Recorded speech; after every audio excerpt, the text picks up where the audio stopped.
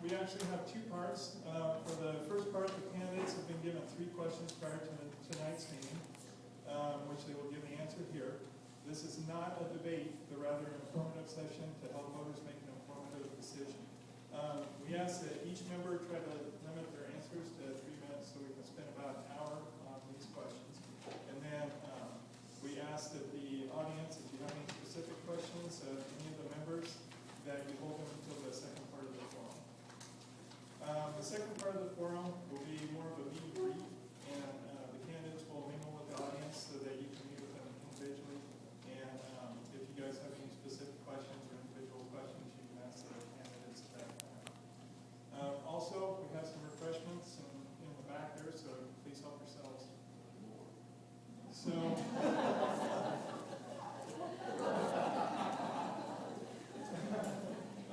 so we'll go down the table here, and we'll go ahead and get started with the questions. And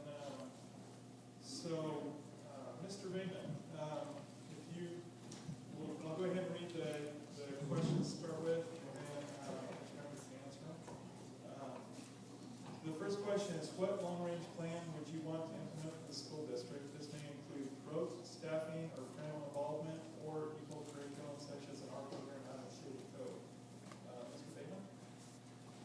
Okay, I'd like to start by thanking you for having this.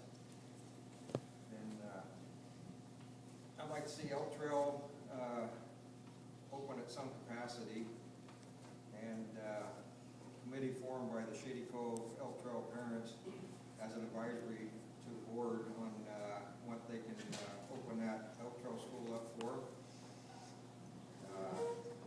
I'd like to see Little Butte School used in some capacity, such as renting out the facility rooms.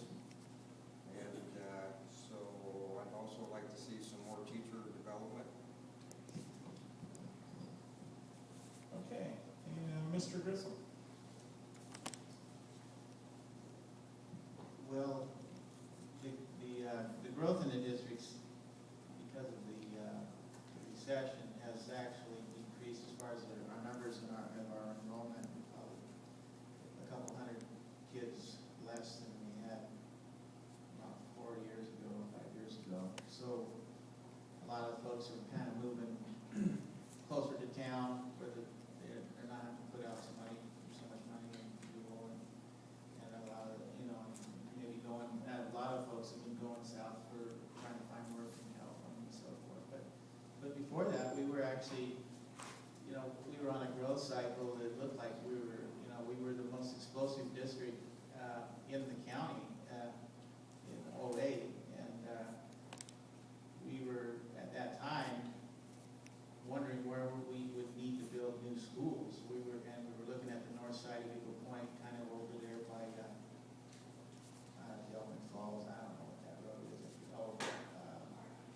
Bartlett, yeah, Bartlett. And what is it? Martin Road.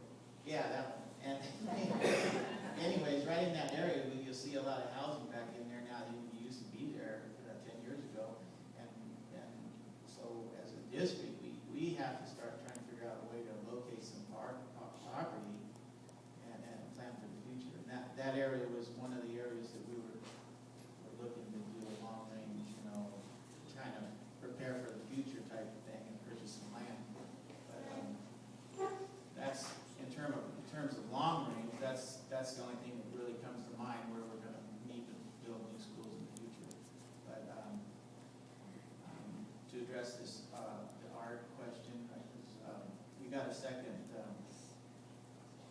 paper on that and an email on that. It was kind of a concern to some folks why we don't offer art in middle school kids, and I just want to let you know that there's only 96 kids in the middle school, and it's sometimes you can't hire a teacher for a full-time teacher when your enrollment in the middle school isn't enough to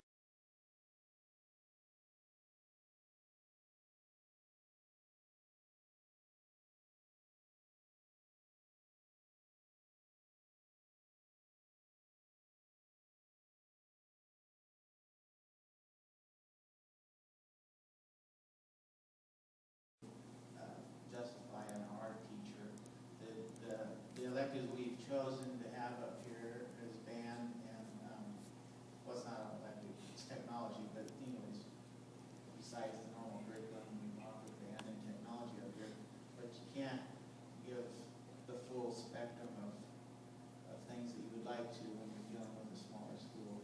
And so that's why the school in Eagle Point and White City have an art teacher, because they're larger, their enrollment is much larger, and you can afford it. And, but, I just wanted to address that, right, to give it a why that, why we do that. So, but. Okay, appreciate it. And Mr. Hodges? Well, I think as far as our long range, the budget forecasts seem to be looking favorable, which is finally a good win for our team. And I would like to see us, as far as long range plan, I would like to see us adding teachers and hopefully more money back to programs that we've had to rob from. I'm a big supporter of shop classes, and especially at the high school level, I think we need some help there. So, and as far as an art program at Shady Cove, I would love to look at that and see, can we borrow a teacher from Eagle Point or from White City? Even if it's just a couple days a week, I think that's important, and I think we should have something available. I don't know if it's possible, but that's something I'd like to look at. Thank you. And Mr. Meeker? I also would like to thank the community center for hosting us, and I see a lot of good white faces out there. Thank you for making the trip up here to listen to this forum. I'm not sure that there's a single plan that we really need to look at, but certainly the division between the communities of the Upper Road, the staff of the schools, and the administration is a situation that definitely needs attention, and it needs some resolution so that there's more trusting relationships developed among all the parties. If the school board can demonstrate that there's a mutual understanding and willingness to cooperate and compromise for the benefit, I think it'll benefit us all in the long run. I'm also a big supporter of skills classes. If it wasn't for Nat Etzel and Mr. Morris and the WAG classes, I probably wouldn't have some of the direction that I have today. You know, they were the ones that really got me interested in becoming involved in agriculture business. And, you know, I will always be indebted to those two teachers from Eagle Point High School. Okay, thank you. And Ms. Malco? Mahaka. I'm sorry. Thank you all for inviting me here tonight. Long-term goals for our district. Maybe I think a little outside of the box, but I just see that education in the United States is changing radically.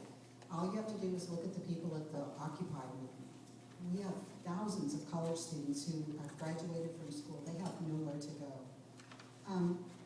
My idea, or one of my thoughts about how we can do things here in D9 is to find some programs that will focus on the changing needs of our students and prepare them to be to be successful in life. In other words, does everybody have to go to college? No, everybody doesn't have to go to college. In other cities and states, they have a thing called magnet schools. I don't know if a lot of people here are familiar with that, but magnet schools offer